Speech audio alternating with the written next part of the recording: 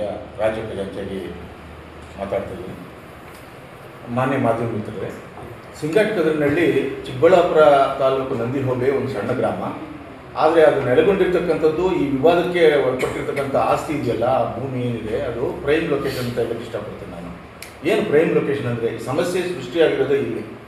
ಇದನ್ನು ಅರ್ಥ ಮಾಡಿಕೊಂಡ್ರೆ ನಮ್ಮ ಸಮಸ್ಯೆ ಮೂಲ ಅರ್ಥ ಆಗುತ್ತೆ, ಪರಿಹಾರ ಹುಡುಕೋದಕ್ಕೆ ನಾವು ಪ್ರಯತ್ನ ಪಡ್ಬೋದು. ಏನು ಸಮಸ್ಯೆ ಅಂದರೆ, ಪ್ರೈಮ್ ಲೊಕೇಶನಲ್ಲಿ ಯಾಕೆ ಇಷ್ಟು ವರ್ಷ 55 ವರ್ಷಗಳ ಹಿಂದಿನ ಸಮಸ್ಯೆ ಇದು, 55 ವರ್ಷಗಳಿಂದ ಹಿಂದೆ ಇರತಕ್ಕಂಥ ಸಮಸ್ಯೆ ಈಗ ಹುಟ್ಟಾಕಿದ್ದಾರೆ ಅಂದರೆ ಇದರಿಂದ ಗ್ಯಾರಂಟಿಯಾಗಿ ತಪ್ಪದೆ ಪಟ್ಟಭದ್ರ ಹಿತಾಸಕ್ತಿಗಳ ಒಂದು ಕೈವಾಡ ಇದೆ. ಅದು ಯಾರು ಅಂತ ಹೇಳೋದಕ್ಕೆ ಬರೋದಿಲ್ಲ. ಹೇಳ್ಬೋದು, ಊಹಿಸ್ಬೋದು, ಬಟ್ ಊಹೆ ಸರಿಯಲ್ಲ, ಸತ್ಯ ಅಂತೂ ಇದೆ. ಹೇಗೆ ಅಂದರೆ, ಪ್ರೈಮ್ ಲೊಕೇಶನ್ ಅಂತ ಯಾಕೆ ಹೇಳ್ತೀನಿ ಅಂದರೆ, ಈಗ ಚಿಕ್ಕಬಳ್ಳಾಪುರ ಒಂದು ಯಾತ್ರಾ ಸ್ಥಳವಾಗಿ ಮಾರ್ಪಾಟಾಗ್ತಾ ಇದೆ. ನಾವೆಲ್ಲ ಅರ್ಥ ಮಾಡ್ಕೋಬೇಕು. ಆದಿಯೋಗಿ ಕೇಂದ್ರ ಇರ್ಬೋದು, ನಂದಿ ಇರ್ಬೋದು, ಇವೆಲ್ಲ ಮೊದಲಿಂದ ಸಾಂಸ್ಕೃತಿಕವಾಗಿ ನೆಲೆಗೊಂಡಿರ್ತಕ್ಕಂಥ ಜಾಗ, ವಿಶ್ವೇಶ್ವರಯ್ಯನವರ ಜನ್ಮಸ್ಥಳ. ಹಾಗಾಗಿ ಅಲ್ಲಿ ಇವ್ರುಗಳ ದುರುದ್ದೇಶ ಮುಂದಿನ ದಿನಗಳಲ್ಲಿ ಆ ಸ್ಥಳದಲ್ಲಿ ವಿಲ್ಲಾಗಳನ್ನಾಗಲಿ ಅಥವಾ ರೆಸಾರ್ಟನ್ನಾಗಲಿ ಮಾಡಿ ಅವರು ಬಂಡವಾಳ ಮಾಡ್ಕೋಬೇಕು ಅಂತಕ್ಕಂಥ ದುರುದ್ದೇಶದಿಂದ 50 ವರ್ಷದ ಹಿಂದೆ ಸ್ಯಾಂಕ್ಷನ್ ಮಾಡಿರ್ತಕ್ಕಂಥ ಭೂಮಿನ ಇವತ್ತು ಒಕ್ಕಲಿಪಿಸ್ತಾ ಇದ್ದಾರೆ. ಅಂದರೆ ದುರುದ್ದೇಶಪೂರಿತ ಮತ್ತು ಪಟ್ಟಭದ್ರ ಹಿತಾಸಕ್ತಿಗಳ ಒಂದು ಕೈವಾಡ ಇದೆ ಅಂತಕ್ಕಂಥದ್ರಲ್ಲಿ ಸಂಶಯನೇ ಇರೋದಿಲ್ಲ. ಏನು ಮಾಡ್ತಿದ್ರು, ಇಷ್ಟು ವರ್ಷಗಳು ದಶಕಗಳಿಂದ ಕಣ್ಮುಚ್ಕೊಂಡು ಕೂತಿದ್ರ.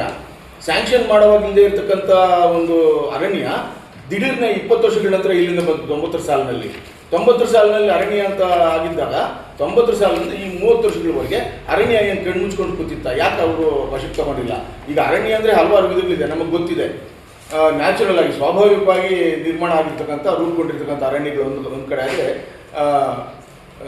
ಮೀಸಲು ಅರಣ್ಯ ಕ್ಷೇತ್ರ ಅಂತ ನೋಡ್ತೀವಿ, ಅಂದರೆ ರಿಸರ್ವ್ ಫಾರೆಸ್ಟ್ ಅಂತೀವಿ. ಇದು ಡೀಮ್ಡ್ ಫಾರೆಸ್ಟ್ ಅಂತಾರೆ. ಡೀಮ್ಡ್ ಫಾರೆಸ್ಟ್ ಅಂದರೆ ಏನು? ಪರಿಗಣಿಸಲ್ಪಟ್ಟ ಅರಣ್ಯ ಪ್ರದೇಶ ಅಂತಾರೆ. ಪರಿಗಣಿಸಲ್ಪಟ್ಟಿದೆ ಅಂತ ಅಷ್ಟೇ.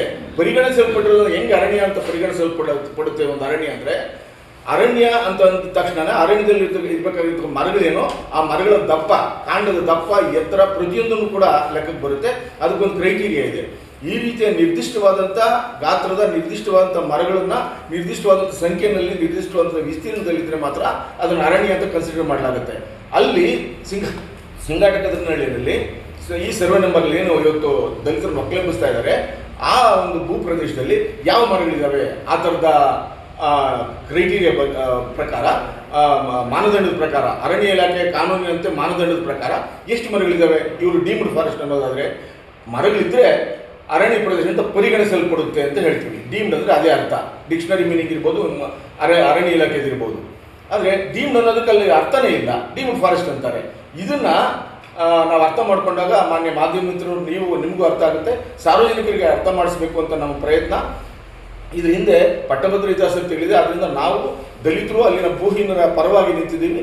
ದಲಿತ ಸಂಘರ್ಷ ಸಮಿತಿ ಮತ್ತು ಗಡಿ ರೈತರ ರಕ್ಷಣಾ ಪಡೆಯ ವತಿಯಿಂದ ಜಂಟಿ ಕಾರ್ಯಾಚರಣೆ ಮಾಡಿ ಅಲ್ಲಿ ಕಾಲ್ನಡಿಗೆ ಜಾಥಾ ಬಂದು ಸುದೀರ್ಘ ಕಾಲ ಏನು ಅನಿರ್ದಿಷ್ಟಾವಧಿ ಧರಣಿ ಸತ್ಯಾಗ್ರಹ ಮಾಡ್ತಾ ಇದ್ದೀವಿ. ಅದಕ್ಕೆ ನಮ್ಮ ತಾಲೂಕಿಂದನೂ ಕೂಡ ದಲಿತ ಸಂಘಟನೆಗಳಿಂದ ಮತ್ತು ಭೂಮಿ ಮತ್ತು ವಸತಿ ಹಕ್ಕು ವಂಚಿತರ ಹೋರಾಟ ಸಮಿತಿಯಿಂದ ಅದಕ್ಕೆ ಪ್ರಾಮಾಣಿಕವಾದಂಥ ನಿರಂತರ ಬೆಂಬಲ ಇದ್ದೇ ಇರುತ್ತೆ ಅಂತಕ್ಕಂಥದ್ದು ಈ ಸಂದರ್ಭದಲ್ಲಿ ಹೇಳ್ತಾ, ಯಾವುದೇ ಕಾರಣಕ್ಕೆ ಆ ಭೂಮಿಯನ್ನು ದಲಿತರಿಗೆ ದಕ್ಕಿಸೋವರೆಗೂ ನಮ್ಮ ಹೋರಾಟ ಹಿಂದೆ ಕೂತ್ಕೊಳ್ಳೋದಿಲ್ಲ.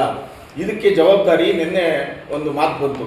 ನಾವು ಅರಣ್ಯ ಇಲಾಖೆ ಮುಂದೆ ಮಾಡಿದ್ರು ಕೂಡ ಇದು ಕಂದಾಯ ಇಲಾಖೆಗೆ ಸಂಬಂಧಪಟ್ಟಿಲ್ಲ, ನೀವು ಅರಣ್ಯ ಇಲಾಖೆ ಮುಂದೆ ಮಾಡಬೇಕು ಅಂದರು ಮಾನ್ಯ ದಂಡಾಧಿಕಾರಿಗಳು. ನಾವು ಅಲ್ಲೇ ಹೇಳಿದ್ವಿ, ಇಲ್ಲ ಸರ್, ನೀವು ದಂಡಾಧಿಕಾರಿಗಳು, ಎಲ್ಲ ಇಲಾಖೆಗಳು ನಿಮ್ಮ ಮಂಡಲಲ್ಲಿ ಬರುತ್ತೆ, ನೀವು ಕೂಡ ಅದನ್ನು ಪರಿವ್ಯೂ ಮಾಡಬೇಕಾಗಿದೆ ಅಂತ. ಆದ್ದರಿಂದ ದಂಡಾಧಿಕಾರಿಗಳು ಕೂಡ ಇದರಲ್ಲಿ ಮಧ್ಯಪ್ರವೇಶ ಮಾಡಬೇಕು.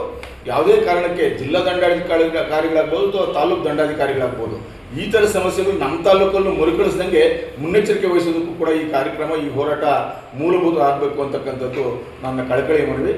ಆ ಮೂಲಕ ನಾವು ಸರ್ಕಾರಕ್ಕೆ ಮತ್ತು ಜಿಲ್ಲಾಡಳಿತಕ್ಕೆ ಒತ್ತಾಯ ಮಾಡ್ತಾ ಆದಷ್ಟು ಬೇಗ ಸಿಂಗಾಟಕದನಹಳ್ಳಿಯ ದಲಿತರಿಗೆ, ದಲಿತರಿಗೆ ಆ ಭೂಮಿಯನ್ನು ದಕ್ಕಿಸ್ಕೊಡ್ಬೇಕು. ಅವ್ರದ್ದು ಈಗಾಗಲೇ ಇದೆ, ದಕ್ಕಿಸ್ಕೊಡೋದೇನು ಹೊಸದಾಗೇನು ಆದೇಶ ಮಾಡೋದಿಲ್ಲ. ಅವ್ರಿಗೆ ತೊಂದರೆ ಕೊಡದಾಗೆ ಒಂದು ಸರ್ಕ್ಯುಲರ್ ಹೊರಡಿಸಿ ಅವ್ರನ್ನ ಬೆಳೆ ಬೆಳ್ಕೊಂಡು ತಿನ್ನೋದಕ್ಕೆ ಅವಕಾಶ ಮಾಡಿಕೊಡ್ಬೇಕು ಅಂತ ಹೇಳ್ಬಿಟ್ಟು ನಾನು ಕಳಕಳಿ ಮನವಿ.